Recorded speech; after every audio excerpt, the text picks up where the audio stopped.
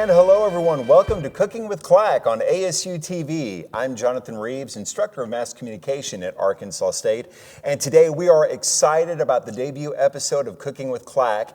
And we're joined today by the Dean of the College of Liberal Arts and Communication, Dr. Cherisse Jones-Branch. Dr. Jones-Branch, thank you so much for being here today and welcome to the show. Thank you so much for having me. It's an honor. So kind of the purpose of the show is to be able to do a very interesting pairing of faculty members presenting research and then also pairing food with it, which makes for a fun twist. Absolutely. Right? So when you heard about the concept of the show, what were your initial thoughts of that? I was immediately on board. I thought this was going to be a great way to talk about what we do in the college, to introduce ourselves more to the public, to folks around campus, and to also feed people. Yes. And you can't lose when you feed people. You cannot. Food is fun, for sure. But I wanted to ask about, so tell us about how food and research can be paired together. Because that's, for me, I might not think about that. But then you brought up a great point before we went on air. Well, many people think about it as just consuming food, but there's a history of food, and there's a history of what people eat and why they eat and what's available to them based on class, background, region of the country, region of the world. So all of those things inform how and why people eat. And quite frankly, they always have. We just haven't paid attention to it. So depending on where you come from, it really does dictate what you eat. And as I was saying earlier, what I grew up eating in the low country of South Carolina, where I was born and raised, was very different from what I saw when I came to Arkansas. Right. Now, your husband is from Arkansas. Born and raised, South Arkansas. And so I know that that's been a little bit of a challenge probably for you both in a way, maybe? No, possibly? actually, it was us having to overcome cultural differences is what I would tell people, because I didn't grow up eating catfish. And I didn't know catfish was a thing until I moved to Arkansas. But conversely, he didn't know sitting around and eating blue crabs was a thing. So basically, we've had to merge our cultural differences and say, okay, I grew up in Charleston, South Carolina. Right. This is what I grew up eating. And I've also learned to really like catfish. So it worked out. Although I will tell you, my husband does not like crabs. Okay. But he understands that it's a big deal where I come from. Right. And it just kind of makes that more, you appreciate it more. You know, when I think so. Absolutely. So I want to talk about, speaking of appreciation, I know you appreciate the research that takes place at Arkansas State. And the different ways that faculty and students are working together and collaborating about research. So I wanted to ask you about your thoughts on how research can extend to the broader community outside of Arkansas State University. Well, first of all, I think the collaborations between faculty and staff and students is absolutely critical. They need to be communicating with each other, working together on projects, putting their work out there, and faculty need to mentor and lead students to and through these opportunities. But we also need to let the public know that here are the sorts of things that we can do with backgrounds in the liberal arts and communications. We can write, of course, we learn to think critically about things, we learn to think analytically, and we're not just developing a skill set that's just going to sit there. It's a skill set that's going to serve them in the world and whatever it is they decide to do. And it's also a way to be public-facing and to help the public say that, well, you weren't thinking about this before, but we've got a faculty member or a student who is working on this, and here's what this is telling us that we didn't know before.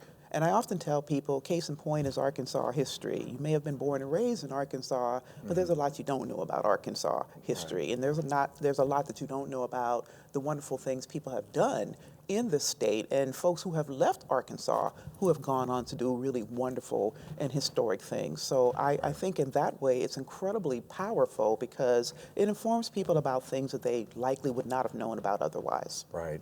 I know you get really excited when you have students and faculty members collaborating together, which that doesn't happen at every university unless you get into the graduate level. But here at Arkansas State, you can do it as an undergraduate level in that. So tell me about what are some of the research projects that kind of really get you excited when you have faculty members, students, and others that are saying, hey, this is what we want to do? I get excited when students want to research and write papers with faculty members, so they end up co-publishing an article. They get to put that on their CV. The faculty member does, the student gets to do the same thing. And let's say they do want to go on to graduate school. They already have that on their CV. They're already a published author. Or if we have faculty members working with students to put together an exhibit that might go in the ASU Museum or something like that. So again, those are opportunities for students to benefit from faculty expertise, but also for faculty to benefit from student expertise. So for example, there are ways that we can do these things that involve technology that simply wasn't available when I was in college. The students are going to know about that, the faculty may not. So it's not just a one-sided event, it's an exchange. I want to ask about the types of research projects that you've engaged in and that you've been a part of. Let's talk about that. Well, I, of course, have written a few books, and I've written tons of articles on various topics having to do with civil rights and women and African Americans, Arkansas history. At one point in time, years ago, I was on the board of Arkansas Humanities, and we put together a traveling civil rights exhibit that focused on the civil rights movement outside of Little Rock. And for about, I don't know, a few weeks or whatever, we had this exhibit in the humanities building, and it brought in people from all across campus and even from off campus to see civil rights history in places like Earl, Arkansas, and Forest City, places where they just would not have thought of civil rights activism happening. So I really love being involved in those kinds of projects to make sure the history gets out to the community and to the wider the wider world. I don't think it does anybody any good if it just sits on a shelf and only 2 people read it. No, that's very true. And I wanted to get your, how would you describe the impact that was made by way of being a part of that and talking about civil rights, and which is so important. Your thoughts on the impact of that? Oh, it was tremendous. I remember coming into the building, and this was long before I ever knew I was going to be dean, and faculty members brought their students to see the exhibit. Students would sit there and study the exhibit. So it was deeply impactful because it made them aware of civil rights activism that, as I said before, they didn't know anything about. And people from outside of the building came in to look at the exhibit as well. So it was really wonderful that it was constructed in such a way that it could travel. So we had it here, then it went to somewhere else, and it's available, as far as I know, for anybody to view it or bring it to their venue or whatever to inform the public. So I know I've said this many times in classes, in history classes, how come we didn't know about either X, Y, or Z, especially when it comes to the civil rights era and other things, because it's like if it's written in a book and on a page, maybe, but when you actually see it, it's different. It means so much more. It's different. Well, and I think the other thing that's important is it is important to see it on the page and see it written. I also think it's important to understand the process of putting that history together, of excavating the resources, of analyzing them, of writing the documents, or putting together the presentation in whatever form you like to make it available to the public. And that's the kind of work that needs to happen so that everybody can access it. Right. And so you've also done a lot of work and research in Arkansas and other things. And so what was it about, like the Arkansas research and other stuff, that just really kind of resonated with you, especially being from South Carolina? Well, number one, I was here. I was in Arkansas, and I heard about things, I heard snippets of information or whatever, and it just made me want to dig a bit deeper. And I started uncovering all of these things and realizing that no one has ever written about them, or there was one thing that somebody wrote 50 years ago. And I said, hey, this is really fascinating. This is a fascinating state with fascinating people. Let's start telling some of those stories. And I also tell people that I've not just told these stories around the state and the nation, I've told these stories internationally, right? Because people hear one story about Arkansas and they think they know the entirety of the state's history. Right. And I say, well, that's fine, but let me tell you about this. Yeah. And they sit there mouths wide open because they're going, I didn't know. Well, this is why we do what we do. It's like if you were to have one story, it'd be like, okay, I'm just going to swim out into the ocean just for a little bit, but there's so much more ocean out there. There's so much more ocean out there. I remember once I was invited to give a talk at the British Agricultural History Society. So they flew me to England, and I gave a talk on a woman educator from Lee County, Arkansas.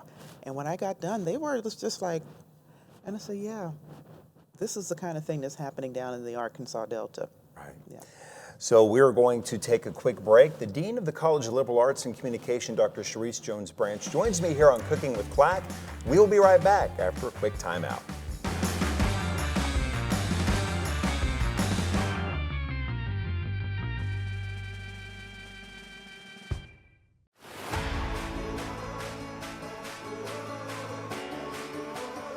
I think one of the things I learned at Arkansas State was life is 10% of what happens to you, 90% of how you respond to it, and that's just something that I live by. A-State is home, and they're going to treat you like you're a part of the family.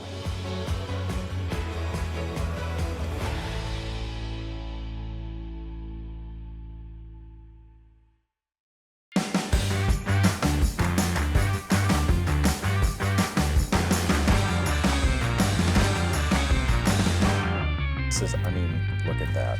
That's awesome. That's good stuff. Hey, welcome back to Cooking with CLAC on ASU-TV. I'm your host, Johnathan Reaves, and yes, we've got some really, really good stuff here we're going to talk about. But we couldn't do this without our guest today, which is the Dean of the College of Liberal Arts and Communication, Dr. Cherisse Jones-Branch, who's joining me. And this segment features a delicious dish, and I'm so excited about this. Tell us about what you brought to the studio today. I brought cream cheese pound cake. And this is a freshly made cream cheese pound cake. Yes, it is. And it's a heavy cake. There's a lot of butter and all the other stuff in there. We'll talk more about that. Yeah, but when we're talking about just how good it is. Now, I don't know if this is something where you can kind of go into the recipe of that or kind of tell us about it a little bit. Yeah. I know how family recipes can be, though. Yeah. Well, actually, anybody can find a recipe for cream cheese pound cake, but there are things that I learned from my mother that I'm not going to share with anybody. I understand. But what I will tell you is there's a lot of sugar in that cake. Okay. There's a lot of butter, there's a lot of margarine, and there's a lot of eggs. This is a true pound cake. I'm going to dig in. Yes, please. Let's go ahead and have a I think we can go ahead and dig in. And also here in a little bit, we have our amazing students that are running the show. Absolutely. And we've told them they can have some too. No, I want them to have some. Absolutely. I insist. I insist. We're going to cut into this and look at that. And yes, and do cut a generous portion. I think I better start off with a small one maybe. Because you're talking about a generous portion of that, I could get myself in a lot of trouble. And see, I'm going to get an even smaller slice than that. Oh. So I'm probably going to cut Which camera, Ma? this Look in at half. that. Are you serious? I'm Look serious. at that. That is amazing. Okay, now the moment of truth. Yes, please. Tell me Moment what you of think. truth. Oh my God. It's good. Man. Good, right? That is good stuff. Holy smokes. Okay. I may just let you talk the rest of the segment. I might just eat. But anyway, so tell us about this recipe, or what you can tell. Well, I got the recipe from my mom, but as I said, you can find a cream cheese cake recipe anywhere. It's not hard to find online, but there are some things that I do to make sure it's really moist and rich. It's a very rich cake. And I have been making this cake for years, and in the past, I would randomly just make this cake and then cut it up into chunks and just deliver it to people on campus. Like, I wouldn't even tell them that I was coming. I'd just say, hey, here's some cake for you. And at a certain point, I had people who were stopping me and saying, hey, how you doing? You got any cake? They want to come by and see the cake. They would just stop me. Do you have any cake? Yeah, right. And so typically, if I have to go to an event or something that requires me to bring food, I'm going to bring a cake. This is going to be my go-to. It's very easy for me to make. People always enjoy it. And I will tell you this, I've seen people fight over it. I would not be I've surprised. seen people fight over it. I mean, they're like, make sure I get a piece. And speaking of that, if the students want to come please by, come. come on by now. Now, we've got people who are running cameras, others in the studio. Y'all come over here and get some cake. We're happy to do that. While we're doing this, though, tell us about this. Was this a recipe that you grew up with, or was it something you discovered later in life? How did it mean something to you? I got a recipe. Y'all come on over. I got this recipe from my mother. My mother loves to bake. Right. And even to this day, y'all please come in here and have some Yeah, of this come on. cake. And even to this day, when I go home to South Carolina to visit my mother, especially during this time of year, but really and truly all year long, my mother has some sort of baked good in the house. Right. So she's either baking cream cheese pound cake. She makes a mean zucchini bread. I don't know if you've ever my had goodness. that. My goodness. At this time of the year, she makes a lot of fruit cake, spice cake. My mother just really loves to bake. So anybody who comes by our house when What I'm do you in think? South Carolina, you like it? It's good stuff, and it's a heavy cake. Anybody who comes by our house can expect to get a slice of cake and leave with a slice of cake. Exactly. 'Cause That's a just the thing way for it's my gonna mom. be. Yeah, that's just the way it's going to be. You're going Right. to leave with food. Right. So how has this relationship, your relationship with this, just kind of changed over your life and all that?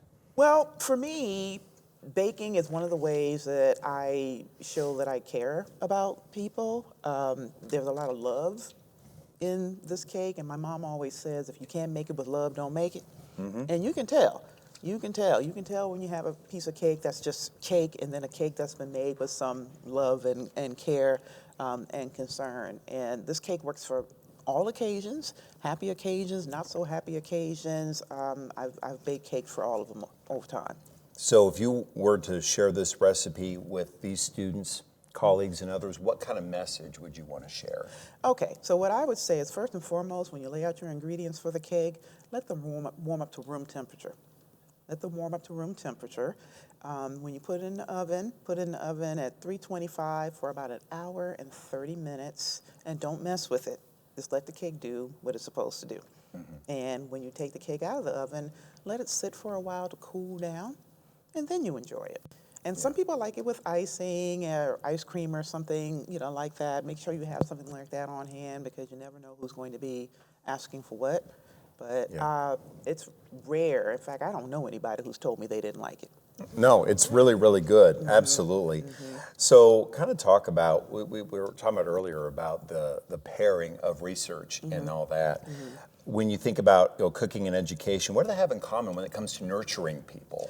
Well, one of the things that people don't think about are the ways that food actually helps shape community. Right, bringing people together over a meal, over a piece of cake. It oftentimes can bring people together who might not ordinarily talk to each other. That matters. So thinking about, again, going back to the point I made earlier about how and why people consume food, yes, we get the most obvious point, which is that our bodies need it. Sure. But our souls and our spirits need it too. But there's something about that combination or that connection is probably the better word. Yes. With that, and we talk about it, like for example during a holiday season Yes. or something like that. But really, this is something that people may not think about. At least I wouldn't think about. That could be done year round, not just during a holiday season. Absolutely. I bake a lot of this during the holiday season, but as I said before, sometimes I'll just bake a cake and walk around campus giving it away to people just to say, hey, have a good day.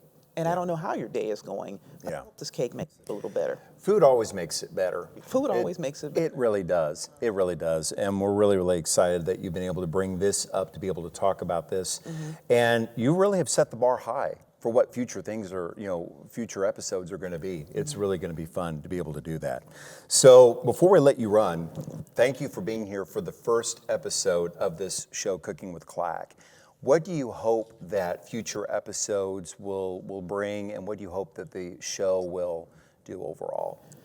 I hope that, once again, it will allow us to talk to students, faculty, staff, alum, to come into the space, to talk about what's important to you, how you benefited from being in CLAC if you've left us to move on to something else, and that you will show how you show people love by bringing the foods that are Right. And I like different kinds of food.